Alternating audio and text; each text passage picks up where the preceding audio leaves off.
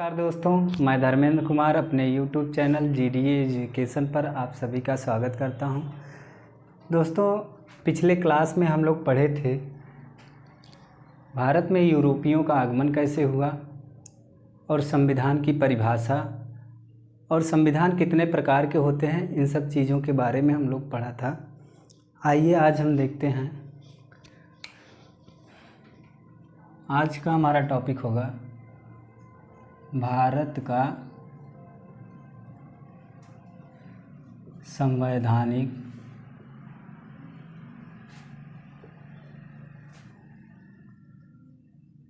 इतिहास। भारत का संवैधानिक इतिहास। दोस्तों, भारत के संवैधानिक इतिहास को हम लोग दो पार्ट में पढ़ेंगे। पहला तो कंपनी के द्वारा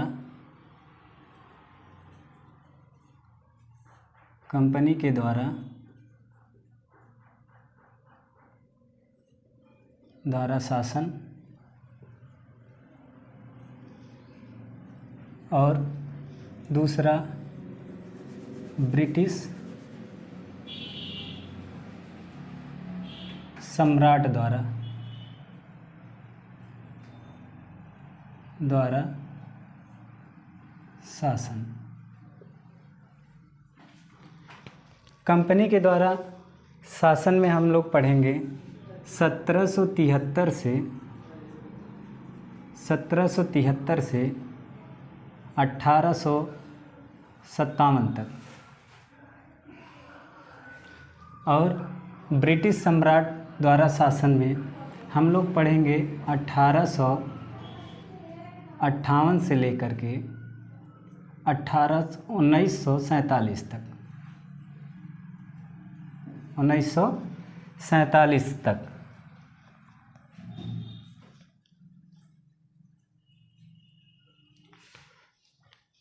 ये क्या चीज़ है, इसको पहले समझते हैं। कंपनी के द्वारा शासन 1773 से 1757 तक, इसमें जो 1600 ईस्वी के एलिजाबेथ ने जो 15 वर्षों के लिए एकाधिकार दिया हुआ था, उस कंपनी के द्वारा जितने नियम और कानून बनाए जाते थे उन्हें हम चार्टर एक्ट के नाम से जानते हैं। चार्टर एक्ट के नाम से जानते हैं। और जब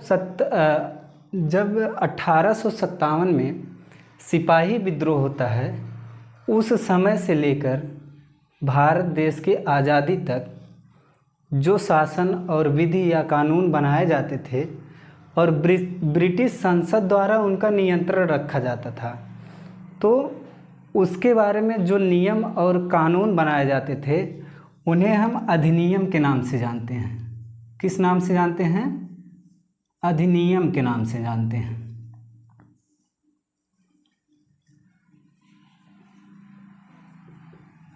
अधिनियम के नाम से जानते हैं। ये हमारी एक पॉइंट हो जाता है कि कंपनी के द्वारा शासन कब से कब तक, और ब्रिटिश सम्राट के हाथों में जब 1857 की क्रांति होती है तो ब्रिटिश क्राउन जो होता है वो भारत के शासन का नियंत्रण अपने हाथों में ले लेता है।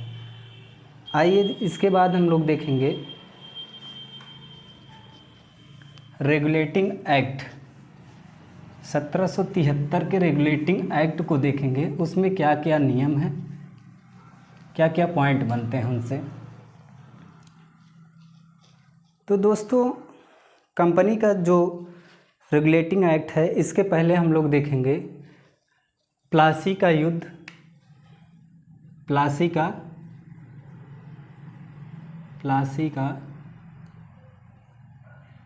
युद्ध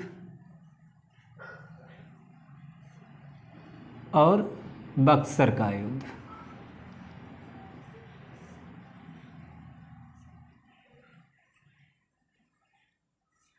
प्लासी का युद्ध 1757 और बक्सर का युद्ध 1764 ईस्वी। प्लासी के युद्ध जो अंग्रेज़ों का यहाँ शासन प्रशासनिक नियंत्रण होता है, इन युद्धों के माध्यम से होता है। भारत में प्रशासनिक जो माध्यम बनता है इन लोगों का, अंग्रेज़ों का, वो प्लासी के युद्ध और बक्सर का युद्ध, ये महत्वपूर्ण हैं। तो बक्सर के युद्ध में अंग्रेज़ों ने युद्ध किया और इसी में जो है इन लोगों को प्रशासनिक सत्ता प्राप्त होती है। और उसके बाद हम देखेंगे अब रेगुलेटिंग एक्ट 1773।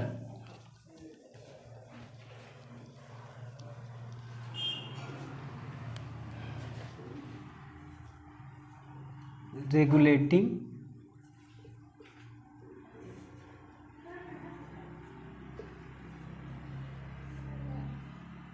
एक्ट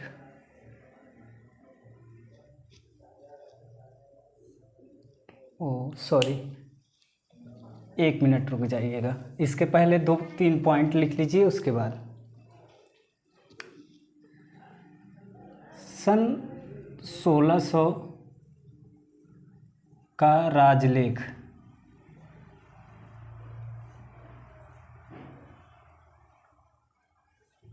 सन 1600 का राजलेख, इसमें क्या होता है, सबसे पहले भारत में ईस्ट इंडिया कंपनी की स्थापना होता है 1600 के राजलेख के द्वारा। ईस्ट इंडिया कंपनी की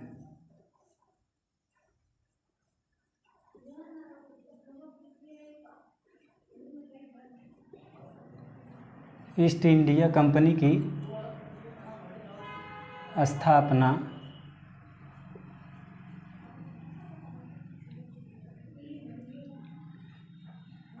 की गई।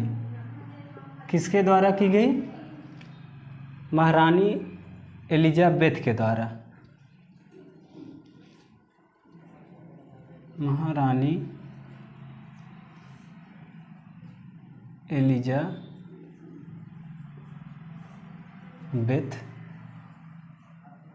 प्रथम के द्वारा। और इसी 1600 के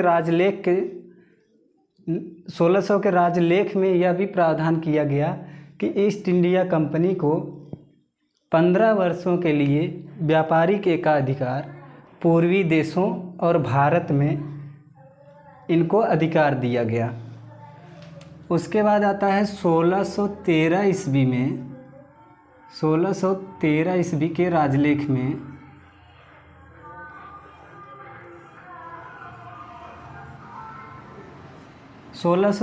ईस्वी के राजलेख में अंग्रेज़ों ने सूरत में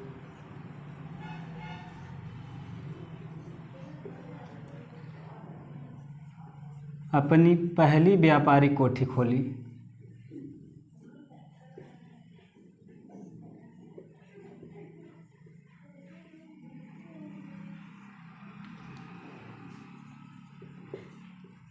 व्यापारिक कोठी खोली।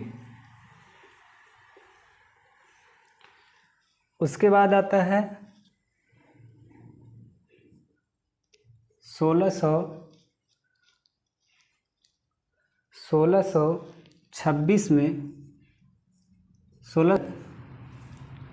3 प्रेसिडेंसियाँ बनाई गई। कौन कौन?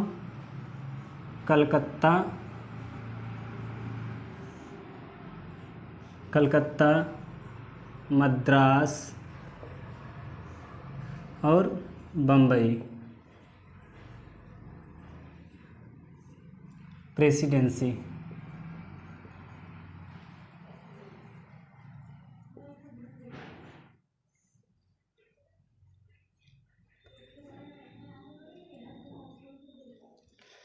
(1626) के द्वारा 3 प्रेसिडेंसियाँ बनाई गई जिनके अलग अलग गवर्नर होते थे। क्या? कलकत्ता में अलग गवर्नर होते थे, मद्रास में अलग गवर्नर होते थे, बम्बई में अलग गवर्नर होते थे।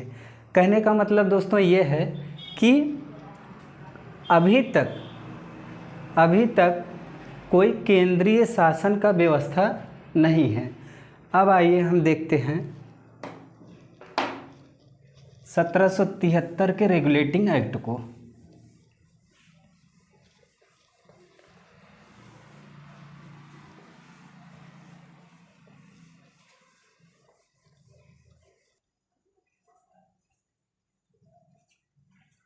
रेगुलेटिंग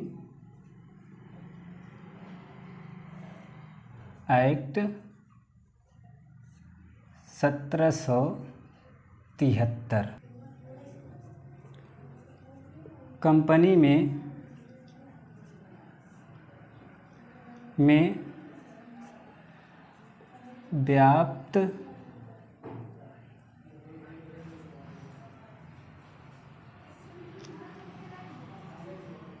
भ्रष्टाचार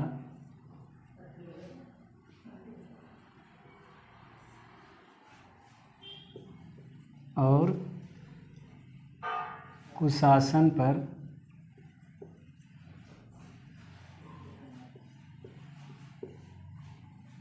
रोक लगाना। दूसरा पॉइंट होगा हमारा कंपनी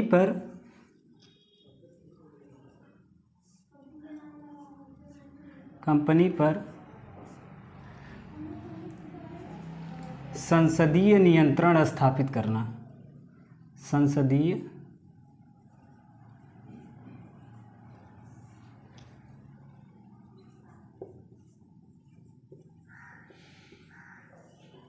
नियंत्रण स्थापित किया गया।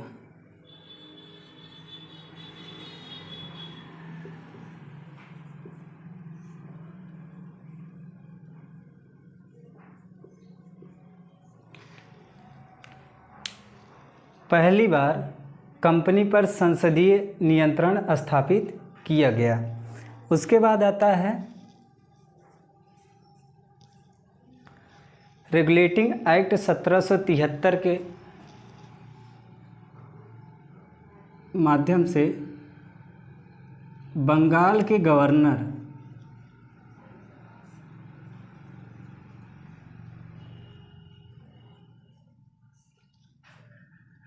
का पद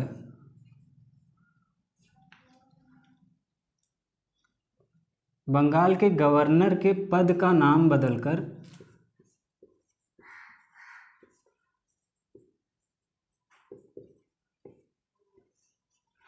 गवर्नर जनरल किया गया।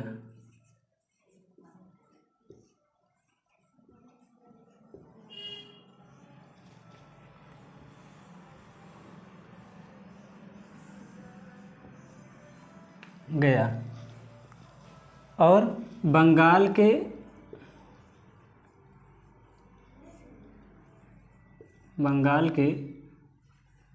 अंतिम गवर्नर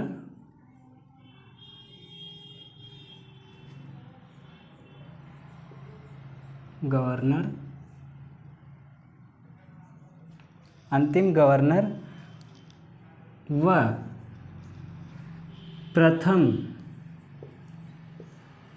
गवर्नर जनरल कौन थे? Lord Warren Hastings. लॉर्ड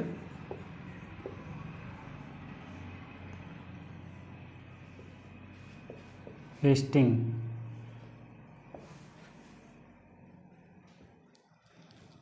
प्रश्न पूछा जाता है मित्रों कि बंगाल के पद का नाम बदलकर गवर्नर जनरल कब किया गया?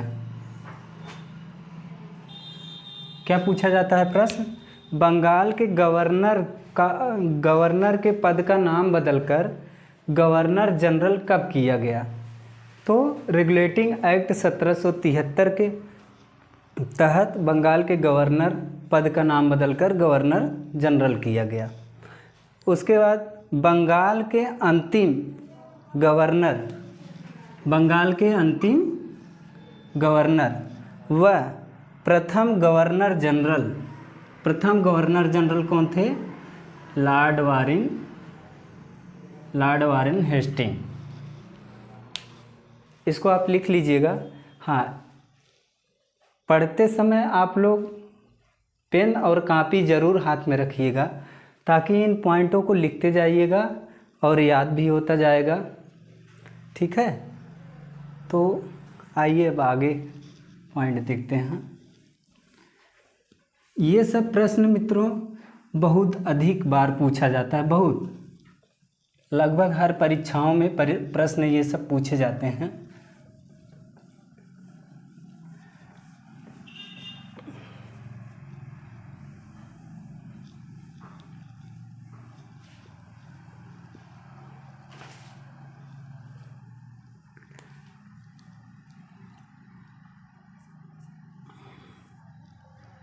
और इसी एक्ट के तहत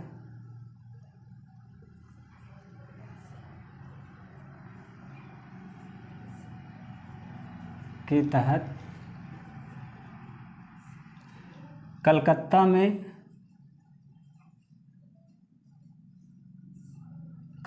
में एक सुप्रीम कोर्ट की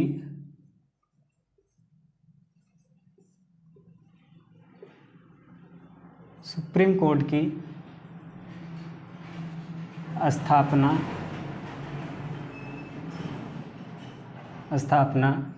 1 वर्ष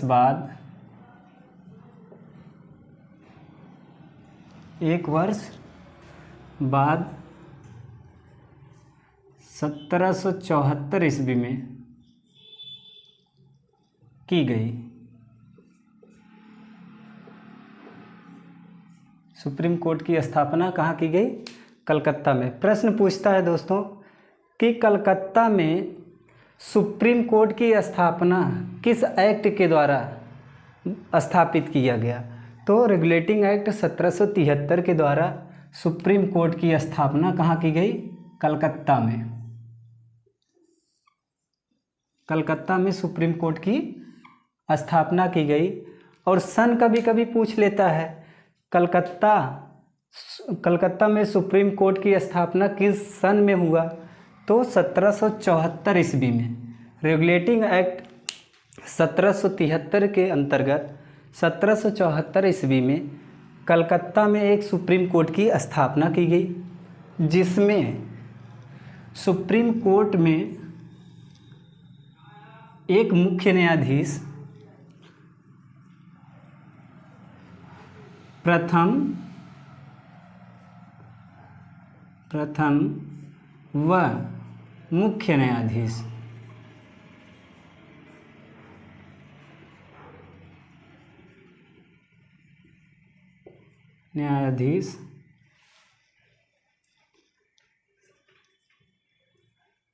एलिजा इम्पे थे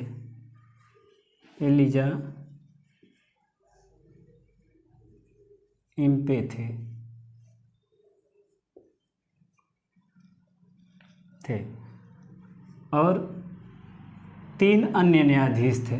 3 अन्य न्यायाधीश थे। अब ये 3 अन्य न्यायाधीश कौन कौन थे? पहले थे हाइड,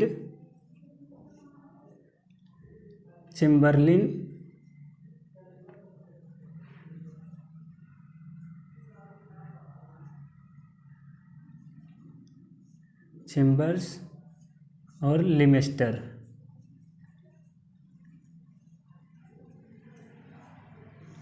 तीन अन्य न्यायाधीश थे। प्रथम व मुख्य न्यायाधीश कौन थे? Elijah Impey. प्रश्न बहुत तेज पूछता है भैया ये कि सुप्रीम कोर्ट के प्रथम मुख्य न्यायाधीश कौन थे? तो प्रथम मुख्य न्यायाधीश एलिजा इम्पे थे और 3 अन्य न्यायाधीश थे जिनका नाम हाइड, चेम्बर्स, लिमेस्टर था। ठीक, अब आइए आगे देखते हैं।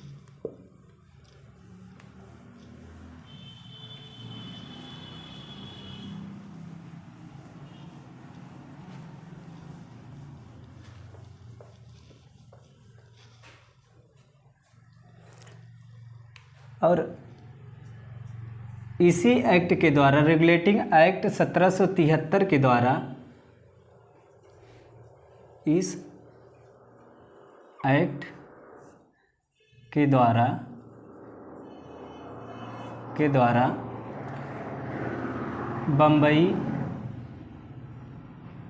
बम्बई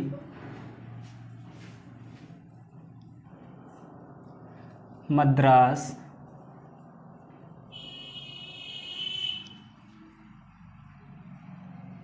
की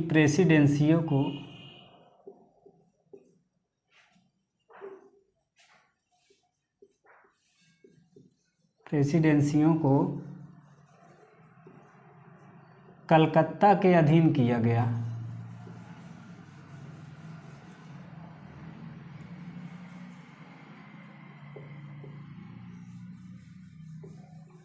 कलकत्ता के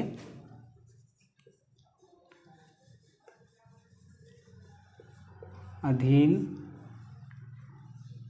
किया गया।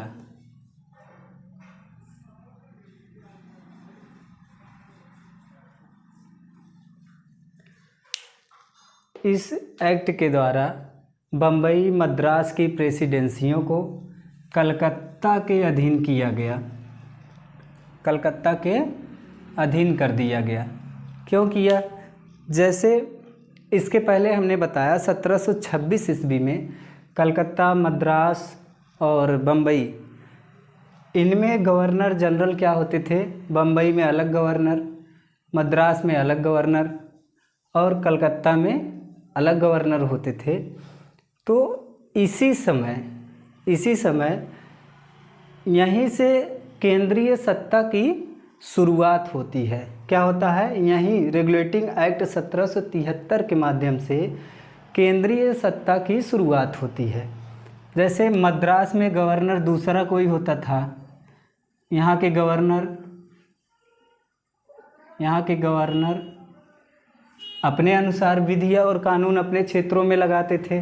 मद्रास के गवर्नर अपने हिसाब से और कलकत्ता के गवर्नर अपने हिसाब से। लेकिन रेगुलेटिंग एक्ट 1773 के अनुसार बम्बई और मद्रास के प्रेसिडेंसियों को क्या किया गया? कलकत्ता के अधीन कर दिया गया।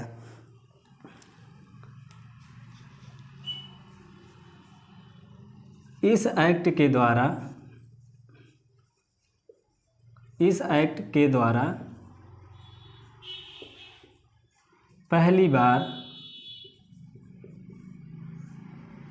पहली बार केंद्रीय प्रशासन की शुरुआत की गई। पहली बार केंद्रीय प्रशासन की नींव पड़ी।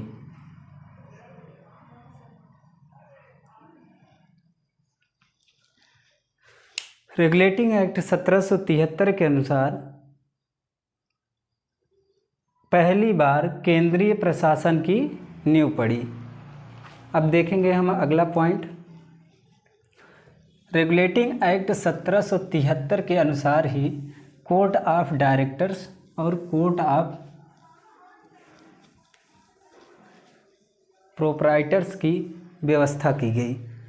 Court of directors, court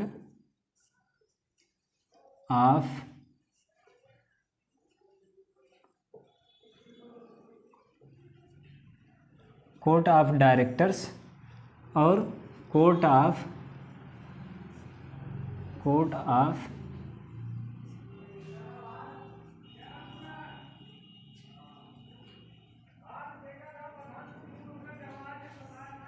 court of directors की स्थापना की गई और कोर्ट ऑफ प्रोप्राइटर्स की स्थापना की गई। कोर्ट ऑफ डायरेक्टर्स की जो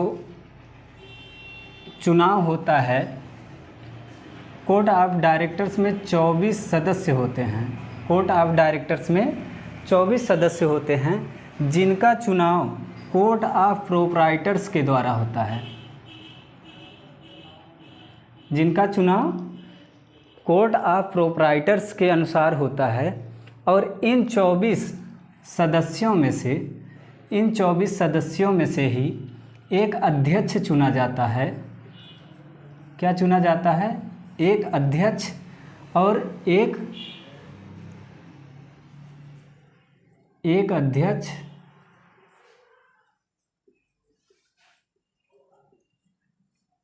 और एक उपाध्यक्ष।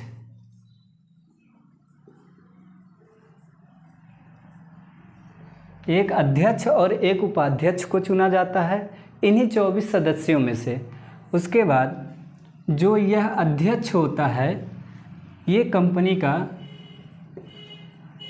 का कार्यकारी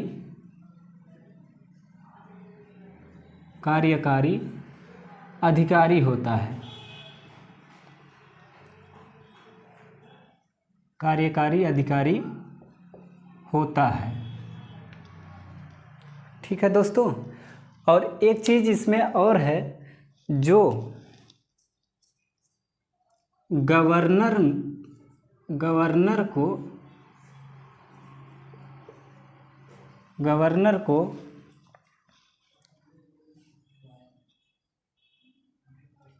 गवर्नर के लिखिएगा सहायता के लिए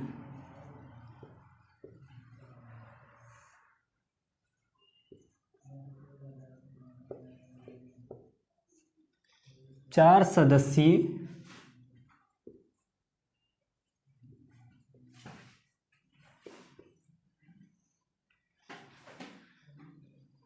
मंत्रिपरिषद का गठन किया गया।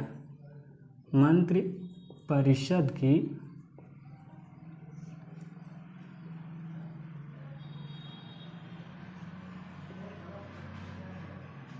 गठन किया गया। 4 सदस्यीय मंत्रिपरिषद का गठन किया गया और इसी में गवर्नर, ये 4 सदस्य मंत्रिपरिषद में क्या किया गया, इनका गठन किया गया और एक गवर्नर मुख्य होते ही थे और गवर्नर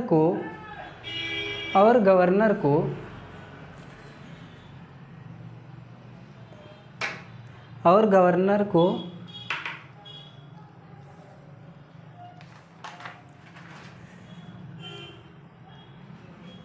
निर्णायक मत देने का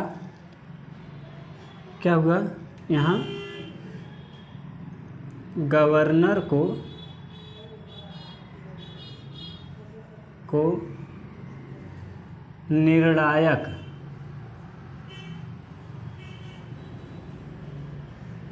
निर्णायक मत देने की शक्ति प्राप्त दी गई।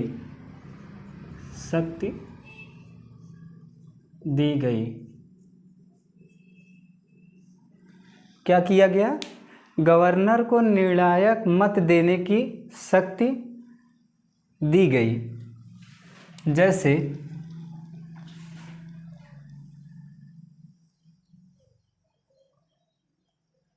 कोई विधि या कानून बनाने के लिए, कोई विधि, यहाँ हम समझा देते हैं आपको।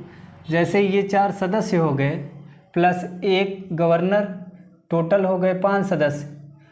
और जब कोई विधि या कानून बनता है और समान मत मिलते हैं, समान मत होने पे, जैसे 2 मत इनको मिल गया, 2 मत इनको मिल गया, अभी गवर्नर बचे हैं मतलब निर्णायक मत इनको देने का अधिकार है। तो ये निर्णायक मत जिसको जिस तरफ दे देंगे उस तरफ विधि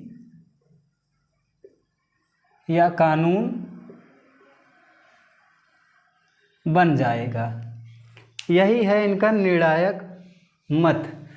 निर्णायक मत जिस तरफ गवर्नर दे देंगे उस तरफ जो है कि विधि या कानून बनेगा। तो दोस्तों आज के लिए बस इतना ही। अगर हमारा वीडियो आपको पसंद आए तो लाइक कीजिएगा, सब्सक्राइब कीजिएगा, शेयर कीजिएगा कि आप लोगों को हमारे वीडियो का नोटिफिकेशन आप तक पहुंचते रहे और उसका लाभ आपको मिलता रहे। ठीक है, धन्यवाद।